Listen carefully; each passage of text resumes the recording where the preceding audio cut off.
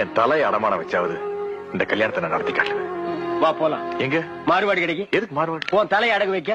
உன் தலைக்கு எவன் 50 பைசா கொடுப்பான்னு பாப்போம், இல்ல என் தலைக்கு எவன் 50 பைசா கொடுப்பான்னு பாப்போம். ஏன் காலங்காலமா இதையே பேசுறீங்க? நீ மாறுபாடு கடைக்கு போயிருக்கியா? முன்னால என்னையா போர்டு எழுதி வச்சிருக்கான்? இவ்விடம் தங்கம் வெள்ளி துத்தநாகம் ஈயம் அடகு பிடிக்கப்படும் போட்டிருக்கான்.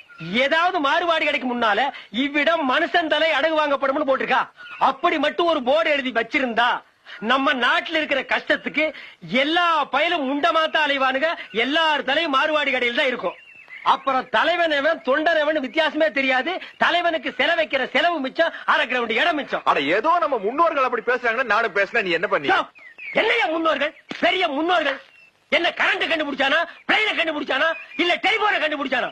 பழைய சோத்தி ஊறுகாயை தின்னுபிட்டு தம் கட்டி பேச கண்டுபிடிச்சான்.